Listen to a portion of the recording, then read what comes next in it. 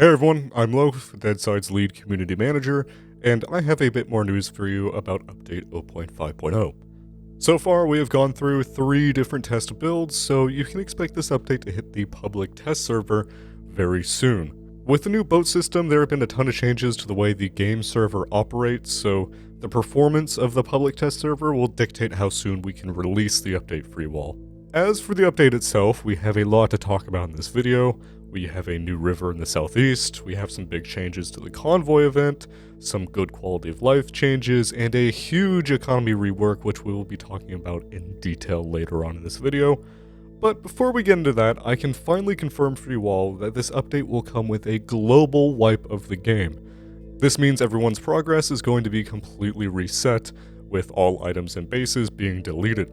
We have to do this for technical reasons. If we don't wipe everyone's progress, some items will become broken and it's going to cause issues. So, now that you know the plan going forward, let's talk about some new features. First up, we have added a river into the southeastern section of the map, connecting the central lake to the east side of the peninsula. This should make it a lot easier to go between places like the bunker and the south safe zone by just using a boat. Another improvement is this industrial area in the southwest. It has been expanded and redesigned a bit. There are some new buildings and the area itself is a bit larger. You will now see blood splatters on walls if you shoot either a player or an AI close enough to a surface. While this won't affect gameplay too much, it's a nice visual change which should hopefully make the game a little bit more immersive. Speaking of AI, the Convoy event has been reworked completely. The ghillie sniper version of the boss will no longer spawn anymore.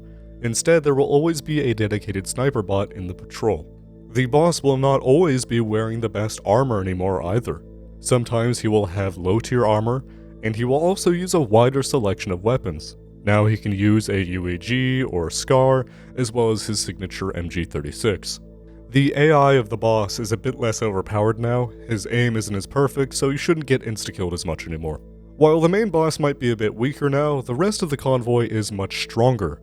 There will always be around 15 AI, and these AI will be very deadly. They have good aim and they will chase the player down. They are comparable to helicopter guard AI. On top of that, the loot of the case has been drastically improved. 3 more new items have been added into the case. Now you can possibly get explosives, radio detonators, med-X's, respawn beacons, and money. You will still get the previous 2 items that you get right now, so in total you will be getting 5 items every time you successfully open up a case. This should make the convoy case itself more worthwhile, as it seems right now most players choose to just leave it on the floor because of the risks involved getting it back to the safe zone outweighing the potential reward. Outside of those new features, there have been many small quality of life changes that I won't really be going into since it'll take too long. I will mention though that the infamous body unavailable bug has been fixed. If you didn't know, dead bodies that moved too far away from their original point of death had a bad habit of becoming unavailable. This means that nobody could loot the items on the dead player, which could be very frustrating, especially if that player has some good stuff. The issue would occur most often when falling from tall buildings or rolling down hills. This shouldn't be a problem anymore, which I'm sure is a relief to a lot of people. There are some boat mechanics that we haven't talked about yet, so let's get into that. Most likely, on the release of Update 0.5.0, there will be a maximum of 10 boats on a server at once. Each boat can seat up to 5 people, each server has up to 50 players, so 10 boats is enough for everyone on the server to be in a boat at the same time. This allows everyone to have a boat while keeping server lag to a minimum. As I'm sure a lot of you know, you can build pretty large bases in DEADSIDE. You can completely seal off a large section of land with just these fences. And unlike other games, DEADSIDE has online-only raiding. So if someone decided to lock away all 10 boats behind a base fence, well then suddenly, nobody on that server can use a boat, which is obviously a big problem. So what do? Well, we could just increase the amount of boats on a server, but that wouldn't really work. Not only would that have a serious impact on the server performance, but you can pretty easily shove 20 boats in a base, as you can see here, with plenty of room for more. And keep in mind that a populated server usually has upwards of 150 bases on the map at once. So, we have made a bit of a design choice that may be a bit disappointing to some, but I hope that you understand that it's the best solution to the problem that we can implement right now. And that solution is to have boats despawn. This will mean if you store a boat in your base, it will eventually despawn if nobody is around. meaning that you can't permanently have your own private boat. But this also means that boats will always be available around the map for you to find. This means that players will be constantly fighting for the boats out in the world since you can't just lock them in a base.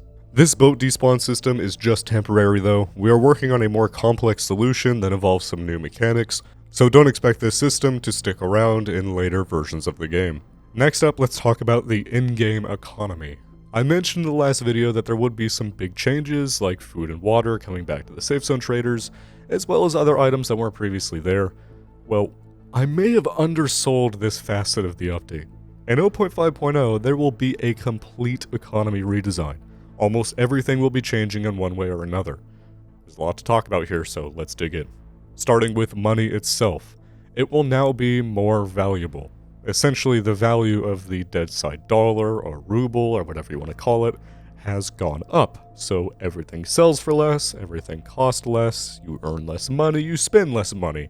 There is just less money than before. It's important to keep this in mind when I cover other parts of the economic changes because you will be seeing prices that are much lower than before, and if you didn't know the value of money has gone up, it would be very confusing. Another change that will be affecting the economy is an adjustment to backpacks. You can now store 1 weapon in an assault bag, 2 weapons in a typhoon, and 3 in a stalker. You guys have been asking to store more weapons in bags for a while now, so I assume you already know how useful this will be. I think it also incentivizes more PvP since you can now loot the enemy's weapons while still having 2 of your own. Next we have changes to how loot stacks in your inventory. Some items will have a lower limit on how much is in a stack than before. For example, bandages now stack to 5 instead of 10. The biggest change with stacking though is money stacks. In the current version of the game, version 0.4.2, you can stack money to pretty much an infinite amount, storing millions in a single slot of storage. Well, this will be changing in 0.5.0. You will only be able to have 100k maximum in a single slot of storage. Keep in mind that 100k is a good amount of money in 0.5.0. This is about equivalent to maybe 200 to 300k in update 0.4.2, but that's not an exact conversion rate. In any case, the idea here is to incentivize players to either spend their money or move it to a less safe location like their base. Event rewards have been adjusted as well.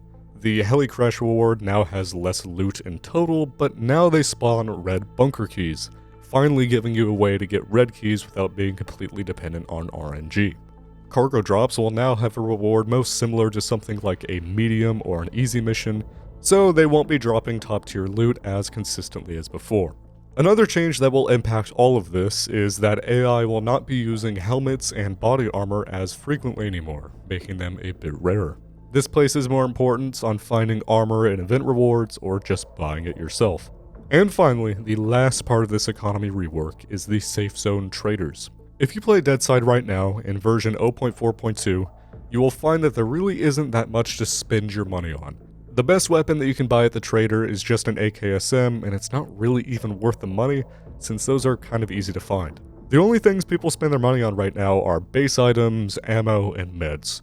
And because those things are really low priced, what we're seeing right now is players with lots of money, and they don't spend that money. If you're an experienced player, you know exactly what I mean. I'm sure you do the exact same thing. This is part of why we have decided to add high tier items back into the safe zone. With this change, you will be able to buy any armor, any backpack, and pretty much any weapon with the exception of the GRM-40 grenade launcher and a few low tier guns, all right at the safe zone. Now, I know a good chunk of you are going to be skeptical about this change at first, and I get it. You might be worried that high tier items are going to be too easy to get, but don't worry. The prices of these high tier items are high enough that you will need to complete a good amount of PvE events before you can even buy a single high tier item. The best way to get the best gear in the game is still going to be farming high tier events. That won't be changing. What this change will do is make high tier items more accessible to less experienced players. It gives them something to work towards, and eventually they can get their hands on some good gear that they maybe otherwise couldn't get. Then they can actually compete with players who have a lot more loot than them, something they couldn't do before. Let's take a look at some of the prices of items in the safe zone. Here you can see the selection of weapons, and as you can see, the top tier weapons like the M99 and VSD are very expensive compared to everything else. Assault rifles are a bit more affordable, but the best ones are still decently expensive. The AR-4 and Fasam at 60k might seem like not very much at first, but it will require a good amount of looting before you can get one. Here you can have a look at the food and water, as well as meds, and as you can see, they are pretty expensive, and that's done on purpose. DEADSIDE needs some sort of money sink, and these are items that players will always be spending their money on. This also includes ammo, which is significantly more expensive than before. With these essential items being more expensive, it should make it harder to quickly gather a bunch of money and spend it on high-tier weapons and armor. So, that's about all I have for you today. If you have any questions or feedback about the changes, feel free to leave them in the comments. Just like last time, I will try my best to respond to most of them. I hope you enjoyed the video and are excited for the update. Thanks for watching.